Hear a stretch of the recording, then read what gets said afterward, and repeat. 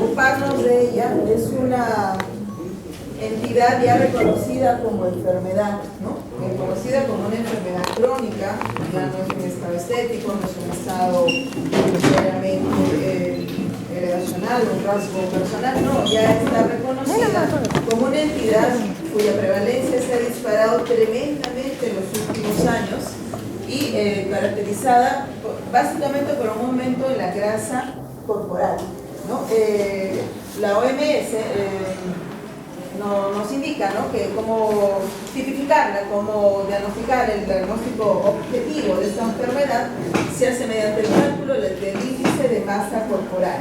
El índice de masa corporal se calcula dividiendo el peso en kilos con la talla en metros cuadrados de la persona. Y de acuerdo al valor que nos da, pues vamos a identificar que el paciente está o no en obesidad, pero no es el único parámetro. De hecho, hay pacientes, hay personas que teniendo un índice de masa corporal que tiene mucha correlación con la grasa corporal. O sea, se han hecho muchos estudios y se encontró que sí, este índice tiene mucha correlación con la grasa corporal. Por eso es útil, ¿no? Pero hay excepciones, hay pacientes que son muy grandes, que tienen una masa muscular muy prolija, pacientes de talla alta que son, por ejemplo, que han trabajado en su masa muscular, van a dar de índices de masa corporal altos sin que sean realmente obesos, porque su peso no es por grasa, sino por músculo, ¿no? Y hay otros pacientes que tienen grasa, pero grasa ubicada, como vamos a ver, en forma de pere, más en el tejido subcutáneo y no en la grasa visceral, y la grasa visceral es lo que nos lleva a desarrollar enfermedades, la que importa. Así que asociado al índice de masa corporal es aconsejable además la medición del perímetro abdominal, que también se acerca mucho, ¿no?, a la grasa abdominal, que es la que nos interesa saber si el paciente tiene o no, porque es la que nos va a llevar a la enfermedad. Pero ya se ha hecho la parte formal, pues es el índice de masa corporal el que nos va a dar el diagnóstico, ¿no? De la siguiente forma, ¿no? Si tenemos un índice de masa corporal entre 18.5 y 24.9, estaremos dentro de lo normal. Llamaremos sobrepeso cuando el índice de masa corporal ya alcance los 25 y hasta 29.9, porque a partir de 30 ya consideramos que el paciente es obeso, ¿no? Y habrá tres tipos de obesidad, 1, 2 o 3, o también llamadas obesidad simple, severa y mórbida, ¿no? El tipo 1 estará el índice de masa corporal entre 30 y 34.9, el obeso severo tipo 2 estará el índice de masa corporal entre 35 y 39.9, y el mórbido con un índice de masa corporal, ¿no?, de 40 o más, ¿no? Entonces, con el cálculo del índice de masa corporal ya lo tenemos clasificado al paciente. Pero como les decía, no es el único parámetro, ¿no? Lo que nos importa es calcular la grasa intraabdominal, la grasa visceral, ¿no? Y reconocemos así por fenotipo dos tipos de obesidades, la tipo manzana, donde la obesidad pues está central, y esta es la que está más relacionada con grasa abdominal. Por eso es que el perímetro abdominal se vuelve una medida importante también. Mientras que la tipo pera, en que es andrógena, propio de hombres, más vista en hombres, y está más vista en mujeres, ¿no?, donde la obesidad está más grasa es subcutánea, más hacia las caderas, mientras que el abdomen no es tanto, ¿no? Otro parámetro a tomar en cuenta también es la relación cintura-cadera, ¿no? La relación cintura-cadera en el hombre tendría que ser de 1, o sea que mida lo mismo, digamos, cintura-cadera, mientras que en la mujer la cintura tiene que ser menos que la cadera. Cuando sobrepasa eso, también es un índice que la grasa intraabdominal visceral es la que aumenta, ¿no? Entonces, tener en cuenta eso, que el índice de masa corporal, si bien es el concepto duro, formal, no es lo único a tomar en cuenta, ¿no? ¿Por qué la grasa visceral? Vamos haciendo un adelanto de la fisiopatología. La grasa visceral, conformada por los adipocitos, que antes se creía nada más que la grasita, un acúmulo, nuestro almacén de energía, ¿no? O sea, lo que no, es un órgano endocrino, ¿no? Es un órgano que tiene funciones específicas, que secreta sustancias que son las adipocinas y los ácidos grasos, que son los que van a llevar la fisiopatología de por qué la obesidad me lleva a ser enfermedad importante, ¿no? La etiología es múltiple, hay factores genéticos que juegan, pero no son los únicos, ¿no? Se han identificado múltiples genes en la bibliografía que les he alcanzado, van a encontrar algunos de ellos ¿no? Que explican, digamos, en obesidad infantil hasta un 5%, o sea, no lo explican todo, ¿no? Entonces, tienen también factores exógenos que tienen que ver con aspectos nutricionales y de actividad física principalmente, ¿no? El exceso de ingesta y la disminución de la actividad física típica de nuestros últimos tiempos, ¿no? La comida rápida, el hecho de alcanzar comida con grandes cantidades de caloría, muy difundidas, muy populares, y la disminución de la actividad física. Gente cada vez camina menos, se queda más en casa, ha hecho pues que genere, y de hecho tenga más que ver que el aspecto genético en el desarrollo de la obesidad. Para tener una idea, ¿no? El impacto de la genética más o menos entre 30 y 40%, para otros autores hasta incluso solo le dan el 20%, mientras que los factores ambientales tienen mayor peso, ¿no? Hasta un 80% para algunos autores. Y los factores genéticos, pues no es una transmisión así mendeliana, y son muchos los genes que se han ido identificando, y no todos los pacientes que son obesos tienen estos trastornos genéticos, así que solamente es parte del problema, ¿no?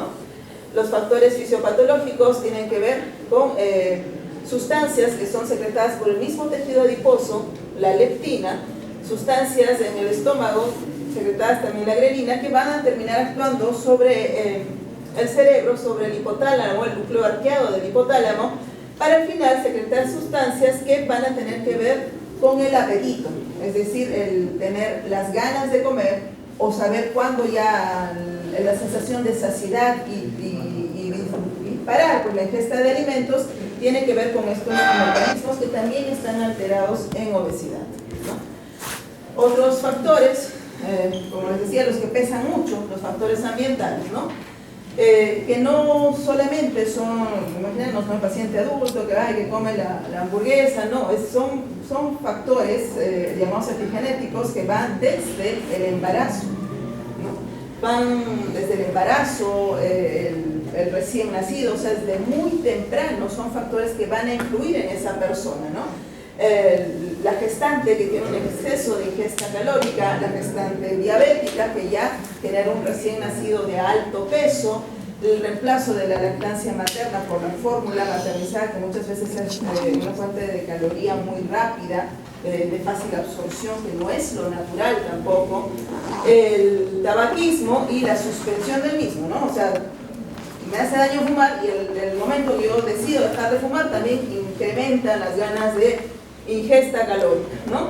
El estilo de vida sedentario, la disminución del gasto, es decir, no nos movemos, cada vez hacemos menos ejercicio, no nos movemos, se ha cambiado el estilo de... Hasta la educación terminó restándole horas a la actividad física para darle más cabida al aspecto teórico. Todos estos cambios pues, nos están cobrando la factura ahora, ¿no? Y el desequilibrio, ¿no? Metabólico, estos factores nerviosos del hipotálamo para que los ritmos internos y externos de la ingesta calórica. Factores psicosociales, como el síndrome del comer nocturno, ¿no? Gente que hasta el 25% de su ingesta está hecho en estas horas nocturnas, ¿no? En estos bocadillos nocturnos. Trastornos de ansiedad, trastornos que llevan a la ingesta sin límite, ¿no? De él, ya no por necesidad de hambre, sino ya es como un impulso de comer, ¿no?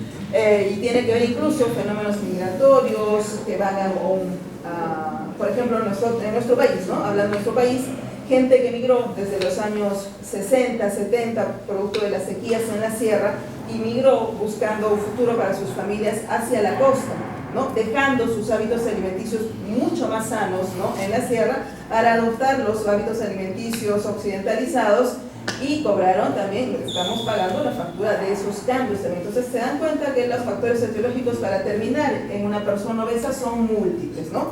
Desde genéticos, ambientales, epigenéticos, culturales, que todos llevan a que hay una mayor ingesta calórica, un menor gasto calórico, y que lleva el acúmulo del tejido adiposo. El tejido adiposo primero se va en el tejido subcutáneo, y cuando el cuerpo ya termina de llenar los almacenes subcutáneos, empieza a almacenarlo visceralmente, ¿no? Y vamos a ver cómo visceralmente es que nos va a hacer daño, ¿no? Entonces el tejido adiposo formado por los adipocitos que ahora ya son vistos como un órgano con función endocrina, ¿no? Estos adipocitos sintetizan y liberan una gran variedad de péptidos, de sustancias no péptidas, almacenan la grasa, principalmente triglicéridos y además colesterol. Distinguimos la grasa, la llamada grasa blanca y la grasa parda. La grasa parda tiene que ver más con termogénesis, termorregulación, mientras que la grasa blanca, que es la gran mayoría de lo que tenemos, es la que nos va a llevar a los trastornos patológicos, ¿no? Constituidos principalmente por triglicéridos. En el glosario de la bibliografía que les estoy dejando está más exacto, ¿no? Se le llama el adipocito blanco, el adipocito marrón y el adipocito beige, ¿no? El blanco es el que nos interesa, ¿no? Es el que está más ampliamente distribuido en nuestro cuerpo y es ese que tiene ese poder endocrino, ¿no? De producir leptina, adiponectina y otras sustancias que las vamos a ver a continuación en más detalle, y son las que tienen que ver con la patogénesis de cómo la obesidad nos lleva a hacer enfermedad cardiovascular, ¿no? Este adipocito pues no es simplemente un almacén de grasa tipo triglicéridos, sino puede secretar adipocinas, ¿no?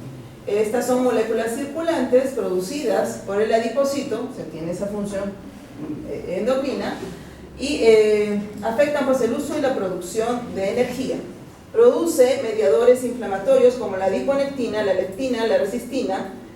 El triglicérido que lleva adentro, que es la mayor cantidad de grasa que carga el adipocito blanco, se degrada y produce la generación de ácidos grasos libres y mediadores inflamatorios por varios caminos, entre los que reconocemos factor de necrosis tumoral, proteína sérica, proteína C reactiva y la interleuquina 6, falta ahí. No sé por qué salió chiquito, pero bueno, en la casa lo verán más grande. Toda esta adiposidad es como el resumen de cómo llegamos de tener mucha adiposidad a tener falla cardíaca, ACVs, strokes o accidentes cerebrovasculares, enfermedad renal crónica, y acá faltaría en este esquema enfermedad coronaria, ¿no?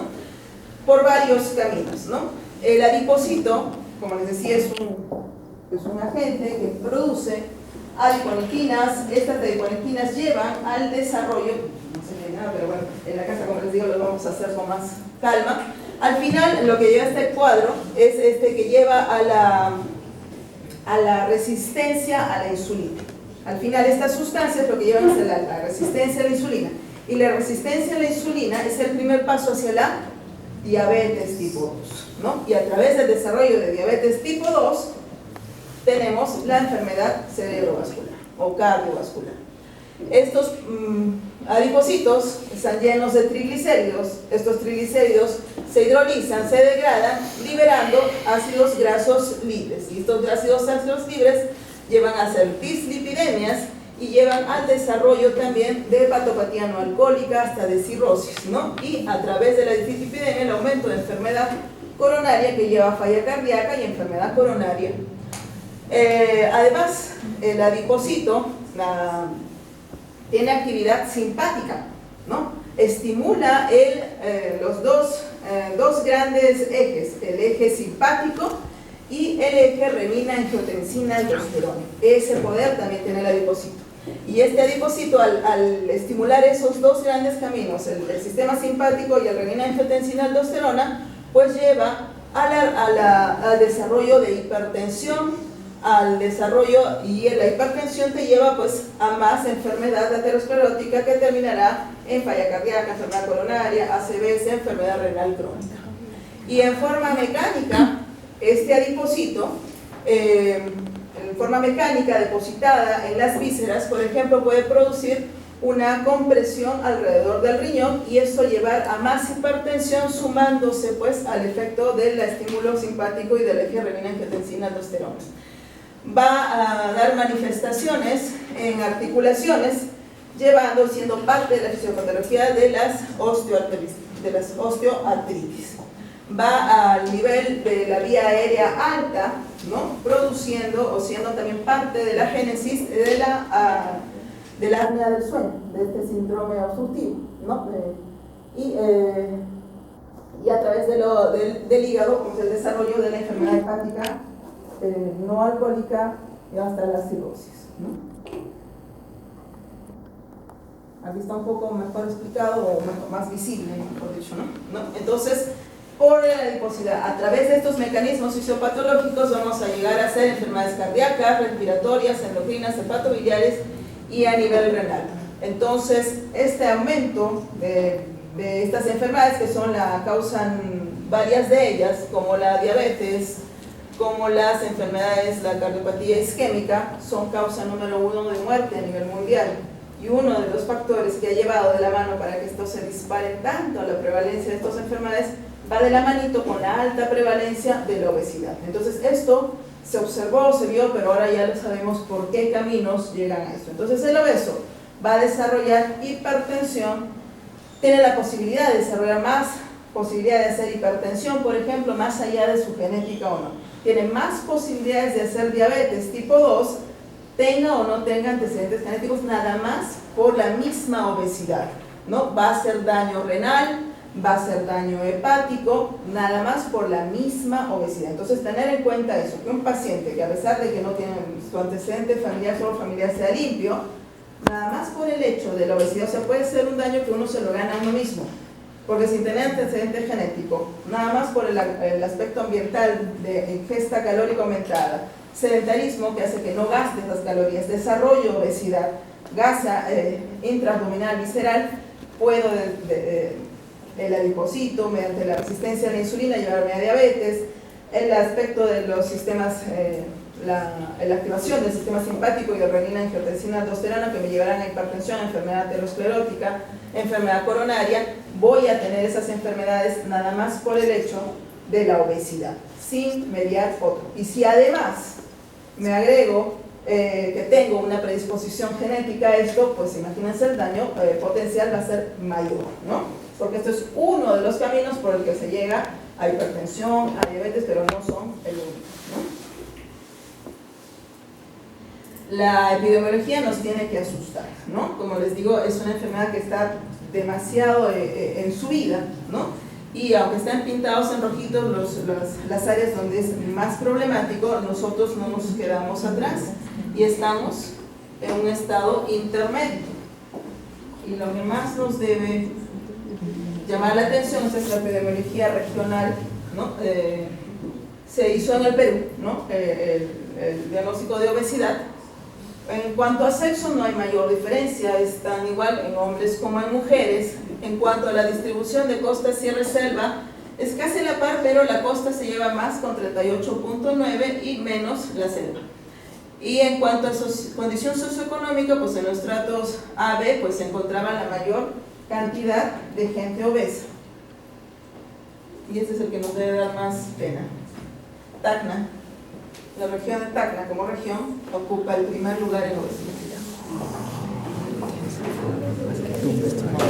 En obesidad general somos primer lugar, y en obesidad infantil también tenemos el triste primer lugar, ¿no? Entonces tenemos dos cosas, son aspectos que nos deben llamar la atención, porque esto no empieza, como les decía, tiene su inicio incluso desde la gestación, o sea, incluso desde el cuidado de la mamá, en su ingesta calórica durante el embarazo ya genera neonatos con alto peso y malos hábitos alimenticios que van a llevar a este niñito. Y fíjense, somos número 1 en obesidad infantil, y esto se refleja pues, a lo largo del tiempo, y terminamos siendo la región en el Perú que tiene mayor obesidad. Ahora, aunque no tenemos estudios, y valdría la pena ver si alguno de ustedes se interesa como tema de tesis, la incidencia de enfermedad aterosclerótica, en la parte mía que yo veo la parte cardíaca, la parte coronaria, nuestra incidencia también es muy alta, ¿no? Para ser una ciudad pequeña, ¿no? Nosotros tenemos nuestro ámbito de referencia es Arequipa, ¿no? Donde van los coronarios a hacer la parte, acá empezamos el tratamiento y termina ya haciendo la parte invasiva, ¿no? Para que tengan una idea, ¿no? En Arequipa de 10 coronarios que están tratando, 7 son de acá y solo 3 de Arequipa, ¿no? Para que vean la proporción, ¿no?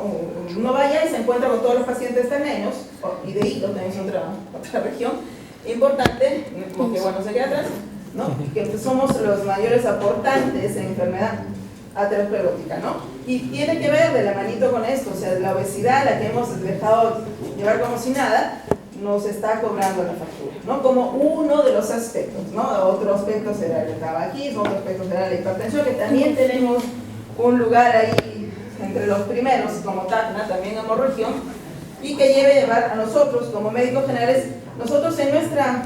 Yo me alegré cuando me enteré que tienen ese curso, ¿no? Ese taller de nutrición, ¿no?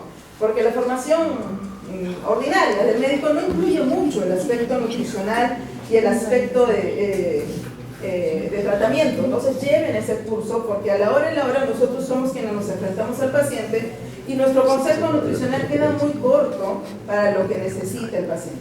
En la bibliografía que les estoy alcanzando hace mención a los estudios que se han hecho de intervención intensiva en los pacientes, por ejemplo, en los pacientes prediabéticos, ¿no? Para la baja de peso.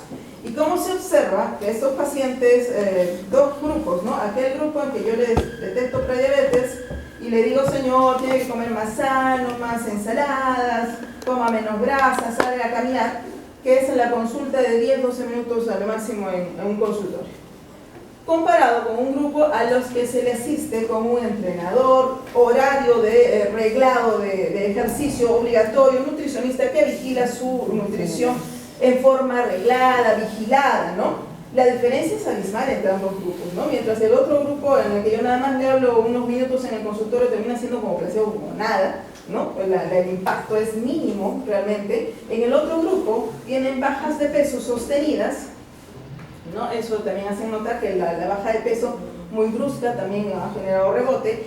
Lo aconsejable es una baja de peso moderada y sostenida, ¿no? Que bajando nada más entre el 5 y 8% del peso en ese paciente, lo primero que se baja es la grasa visceral justamente, ¿no? Entonces a lo mejor en apariencia no se notará que tenga ya una disminución de peso, pero ya la grasa con 5-8% de que tú bajes, ya baja la grasa abdominal y los parámetros de hemoglobina glicosilada, glicemia, retrocede la prediabetes, mejora el panorama de estos pacientes mucho, ¿no? Entonces uno puede intervenir en estos pacientes, sí puede intervenir y debería intervenir, ¿no? Nuestra clase no trata de tratamiento, pero sí para que vean el origen y las consecuencias, ¿no? Por eso que es una vista somera nada más a lo que es tratamiento, y para tener en cuenta, cuando nosotros veíamos todo este abanico de tratamientos, ¿qué nos llamaba más la atención? ¿Y qué es lo que busca el público también? Lo fácil, ¿no? Cirugías, ¿no? Mientras que esto de acá quedaba como un consejito, ¿no? Entonces esperábamos a que seas índice de masa corporal más de 40, un obeso mórbido tipo 3, para aconsejarle una cirugía de tipo bariátrica que tiene excelentes resultados, eso es cierto, ¿no? Pero que siempre es un método invasivo y está dirigido a aquellos en los que están en obesidad mórbida principalmente, ¿no? Los éxitos de la cirugía bariátrica se derivan básicamente de la disminución de peso, ¿no? La baja de peso es bordea alrededor del 20% en los casos más moderaditos en el primer año, y eso significa retroceso en niveles de glicemia, en niveles de hipertensión. O sea, el impacto en salud que tiene la baja de peso es importante. Pero si yo puedo conseguir la baja de peso sin llegar al método invasivo, sino trabajando en ejercicio y en dieta, sería mejor, ¿no? Le eximo al paciente del riesgo de una cirugía con cosas que puedo hacer. Pero acá yo tengo que actuar ¿desde cuándo? Desde los 25 índice de masa corporal, desde el sobrepeso, ¿no? Que ya están acuñando el término de preobesidad en varias literaturas, ¿no? ¿Para qué? Para hacernos notar, así como se acuñó el término de prediabetes, acuñar el término de preobesidad para hacernos notar que desde ahí ya tienes que intervenir, ¿no? No esperar a que ya se haya superado los 40, para ya ser un obeso mórbido para recién decirles que tienen que operar, sino desde antes, desde ese sobrepeso, desde los 25 hasta los 29.9 de índice de masa corporal, ya hay que intervenir. ¿E intervenir cómo, no? Favoreciendo los buenos hábitos que son tan difíciles de inculcar, pero no imposible. Y si todos vamos empezando poquito a poquito, ¿no? Desde el ejemplo, ¿no? A veces no hemos tenido un ejemplo en casa, pero nosotros podemos empezar a hacer, o al revés, ¿no? Tenemos un ejemplo en casa y nos queremos queremos salir, acojamos los buenos hábitos para luego transmitirlo con más fuerza al paciente, porque nada sirve que yo le diga, haga ejercicio y yo estoy sentado todo el día sin hacer nada. El paciente te lo dice, ¿con qué autoridad me lo dice usted? No lo tenemos, ¿no? Entonces empezar en casa para luego transmitir. Y como otras cosas que he querido transmitirlo, empezar desde la prevención, ¿no? Y tomar en cuenta pues, que si uno no detiene el problema desde antes, la cascada de los problemas que vienen después es muy grande y terminar pues, con un paciente con enfermedad coronaria, con secuela de ACV, con enfermedad renal crónica, con cirrosis, con diabetes, con todo lo que esto arrastra, es importante. Entonces tomar en cuenta que esto va más allá de un aspecto estético, mucho más allá, para convertirse en una enfermedad crónica de alta prevalencia. Estamos en una región que tiene uno de los más altos índices de obesidad, número 1 en Perú. Tenemos que hacer algo.